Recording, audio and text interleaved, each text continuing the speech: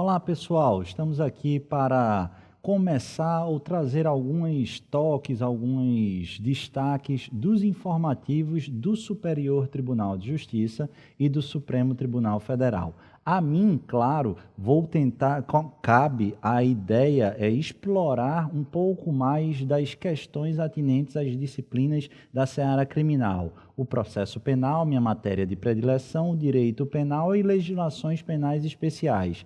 A gente aqui da EBEG entendeu interessante trazer para vocês alguns comentários, explorar um pouco mais julgados dos informativos publicados semanalmente, tanto pelo Superior Tribunal de Justiça como pelo Supremo Tribunal Federal. Na aula de hoje, ou na dica de hoje, neste vídeo que eu trago para gravar para vocês, eu destaquei dois julgados, ou alguns julgados, que eu reputei pertinentes dentro do informativo 606 do Superior Tribunal de Justiça, ambos vinculados à disciplina do processo penal. O primeiro julgado que eu quero trabalhar com vocês foi trazido do bojo da sexta turma no recurso especial 1.574.681 lá do Rio Grande do Sul, com relatoria do sempre excepcional ministro Rogério Schietti Cruz, que na minha humilde visão é o melhor ministro, ao menos das turmas criminais e, quiçá, do próprio STJ hoje, dentro da atual composição. Pedro, qual é o caso, qual é o pano de fundo que a gente vai enfrentar na situação que trouxe o julgamento do STJ?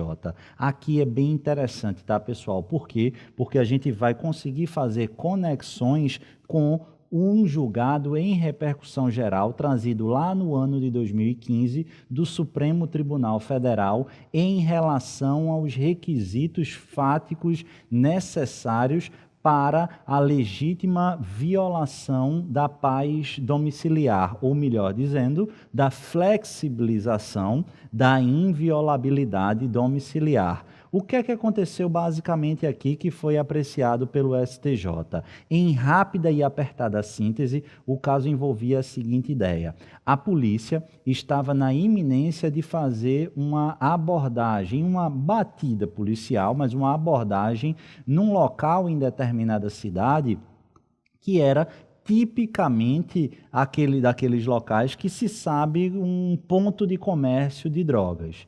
Quando estava na iminência, mas ainda não havia iniciada a abordagem, das pessoas envolvidas, e aí foi o motivo do recurso especial, ela percebeu que havia essa probabilidade de abordagem policial e empreendeu fuga do local.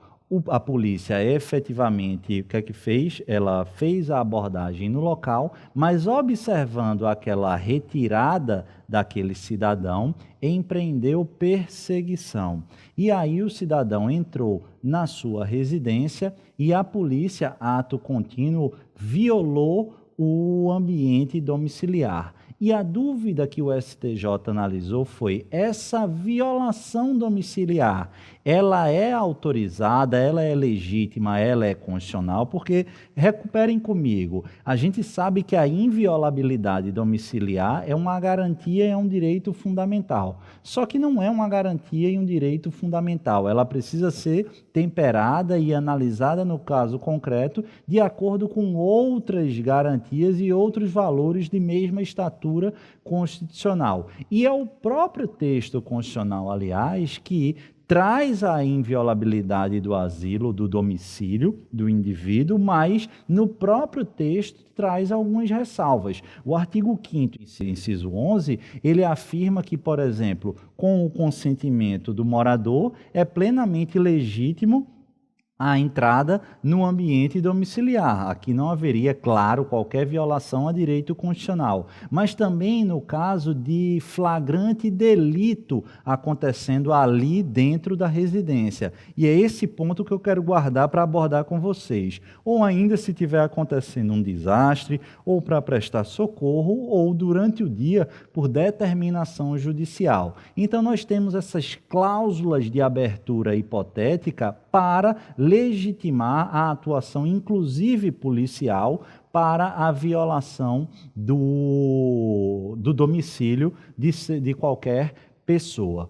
Mas e aí a gente precisa analisar de novo a questão à luz do julgamento da repercussão geral lá do ano de 2015 no recurso extraordinário 603-616 de Rondônia. Nesse informativo 806 que trouxe o entendimento do referido recurso extraordinário, o STF consolidou a seguinte tese: a entrada forçada em domicílio sem mandado judicial só é lícita, mesmo em período noturno, quando amparada em fundadas razões, devidamente justificadas a posteriori, que indiquem que dentro da casa ocorre situação de flagrante delito, sob pena de responsabilidade disciplinar, civil e penal do agente ou da autoridade de nulidade dos atos praticados.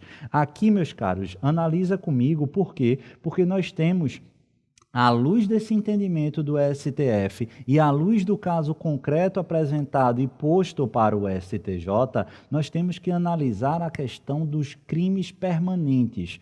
Por quê? O crime permanente ele é entendido doutrinária e jurisprudencialmente como que ele sempre estaria em estado de flagrância. A partir desse entendimento, e só desse entendimento, nós teríamos que seria sempre possível a legítima entrada em ambiente domiciliar em caso que se verifique a existência de um crime permanente. Por quê? Porque se o crime é permanente, ele está em estado de flagrância e, ao menos em tese, o estado de flagrância autoriza constitucionalmente, a gente acabou de ver lá no artigo 5º, inciso 11, essa exceção à inviolabilidade domiciliar. Mas o STJ, à luz da tese da repercussão geral, que indica que para adentrar no domicílio, ainda que nas hipóteses constitucionalmente aceitas, é preciso, e aqui é o pulo do gato, a concreta indicação de fundadas razões. Então o STJ, analisando o caso concreto, se deparou com a seguinte dúvida: essa situação narrada e por nós analisada, ela está acobertada pela ideia de fundadas razões. O que é que haveria? Nós tínhamos um lugar conhecido como ponto de venda de droga, que alguém, um agente, um cidadão, empreendeu fuga ao perceber a iminência de uma abordagem policial, mas essa fuga, Pedro, a polícia não conseguiu indicar concretamente os motivos que levaram à efetivação da fuga. Então, estamos diante de uma situação que não se sabe, pode até se achar, mas a polícia não teve êxito, não logrou êxito em apresentar os prováveis ou potenciais motivos que levou o cidadão, o agente, a empreender fuga. Mas o fato é que ele fugiu na iminência da abordagem policial e, a partir dessa fuga, houve perseguição policial. Mas perceba que o pulo do gato e o detalhe é que a polícia não conseguiu demonstrar fundada suspeita de crime no interior da residência a ponto de justificar a invasão domiciliar. Então, perceba que nessa situação, apesar da suposta situação de flagrância em razão de ter empreendido perseguição e efetivado a prisão, a gente sabe lá que, ao menos em tese doutrinariamente, isso estaríamos diante de uma situação de flagrante delito. O fato é que o STJ disse, olha, à luz do entendimento do STF, não basta a identificação das situações autorizadas no texto constitucional para a inviolabilidade, para a violabilidade, a invasão domiciliar. É preciso que se demonstre, no caso concreto, a presença de fundadas razões que legitimem a presunção ou a conclusão que aquelas exceções estão acontecendo naquele exato momento. E nesse julgado, nessa situação, as fundadas razões dessa previsão não foram apresentadas.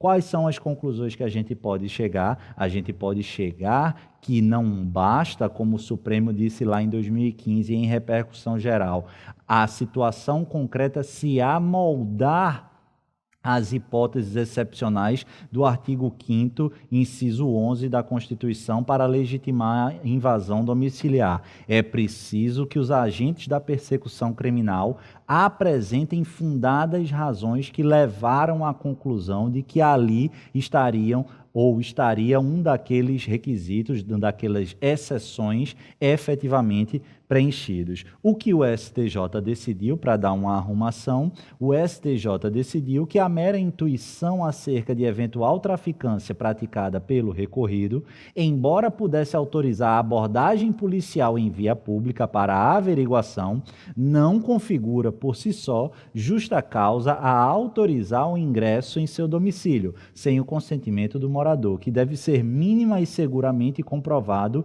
e sem determinação judicial. Beleza, pessoal? Excelente julgado aí, mas a gente tem mais para abordar ainda dentro desse informativo. Caso também bem interessante, envolvendo aqui a ideia de novas provas e a revisão criminal. Estou falando do recurso especial 1.660.333 de Minas Gerais, de relatoria do ministro Sebastião Reis Júnior. O caso concreto envolvia um laudo policial elaborado pela Polícia Civil, realizado nos telefones celulares apreendidos no momento da prisão em flagrante. E essa juntada desse laudo, ela ocorreu quando já havia sido julgada a apelação pendente apenas o agravo de instrumento contra a decisão que inadmitira o recurso especial da defesa. Então percebam aqui, meus caros, que a grande questão envolve se essa juntada de laudo representa ou não a ideia de uma nova prova para fins de revisão criminal. Sendo o mais didático possível e tentando explicar a situação, o que é que acontece? Houve uma apreensão e tal e tudo mais, e os telefones foram encaminhados para a perícia na Polícia Civil. Só que essa perícia ela atrasou bastante. E aí já houve toda a instrução sem a perícia, houve a sentença, houve a apelação, houve o julgamento da apelação, houve a apresentação de recurso especial que foi inadmitido na origem, e a partir daí a defesa apresentou um agravo para que fosse analisada essa decisão da inadmissão do recurso especial lá no STJ. Então, há a pendência desse recurso, desse agravo lá no STJ, que analisa a inadmissão do recurso especial. E aí, nesse momento, é que a perícia aportou nos autos. A dúvida é, ainda não houve o trânsito em julgado. É necessário, aliás, é possível qualificar esse elemento aqui, essa perícia, esse laudo pericial, como novas provas aptas a justificar uma eventual revisão criminal. Lembra lá que o artigo 621 da revisão criminal, aliás, do Código de Processo Penal, que trabalha a ideia da revisão criminal, ele aponta que a revisão dos processos findos será admitida quando, inciso 3º, quando, após a sentença, se descobrirem novas provas de inocência do condenado ou de circunstância que determine ou autorize diminuição especial de pena. De maneira objetiva, tem algumas pequenas peculiaridades, mas no que nos interessa, o que é que a doutrina entende como nova prova? Novas provas são aquelas que surgem posteriormente à sentença penal e não foram enfrentadas pelo julgador.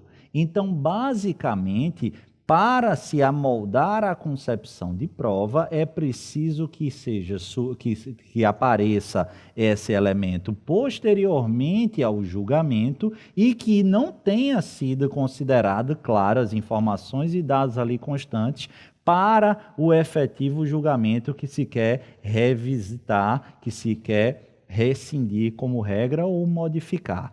Beleza? Tranquilo? Lembrando que no processo penal somente existe revisão em favor do réu. Não há que se falar em novas provas para revisar ou rescindir uma coisa julgada em favor do réu. O cara foi absolvido, transitou em julgado e aí vem o Ministério Público e apresenta uma rescisão, uma revisão para mostrar que o cara realmente ele era autor. Não existe isso na minha matéria. A revisão criminal no processo penal é só e somente só em favor do réu. Tranquilo? Entendi isso, Pedro, mas e aí? No caso concreto, o que é que aconteceu? O que é que o STJ falou? O laudo pericial juntado ao processo antes da sua efetiva finalização, ela pode ser considerada, ele pode ser considerado como provas novas. Perceba que o o STJ falou foi que, para análise da questão da nova prova posteriormente ao julgamento, a gente precisa analisar se o julgamento passível de analisar aquela prova, ele já foi findado. E no caso concreto, quando o laudo pericial ele aportou aos autos, nós tínhamos a pendência apenas do agravo apresentado em face da decisão que inadmitiu o recurso especial. Mas no recurso especial, ainda que fosse admitido, não seria possível elastecer o campo probatório, porque o recurso especial e o recurso extraordinário, eles não têm o condão de reanalisar elementos de prova. Beleza? Então, ainda que houvesse a reforma e o conhecimento do recurso especial, aquele elemento de prova juntado ou aportado aos autos, que era o laudo pericial, ele não seria analisado pelo órgão julgador. E é pensando nisso, melhor dizendo, e foi com base nesse raciocínio que o STJ, através da sua 6ª turma, asseverou que o fato de que, quando juntado o laudo pericial aos autos da ação penal, estava pendente o julgamento de agravo de instrumento interposto pela defesa contra a inadmissão do recurso especial, não lhe retira o caráter de prova nova, porque, tendo em vista que a jurisdição das instâncias ordinárias, que são responsáveis pela análise do acervo probatório, já havia encerrado. Se a análise do acervo probatório já não mais era possível de ser feita, ainda que pendente recurso lá no STJ, ainda que oficial e formalmente não houvesse a formação, o trânsito em julgado, no caso em concreto, dúvidas não há que esse laudo pericial juntado nesse momento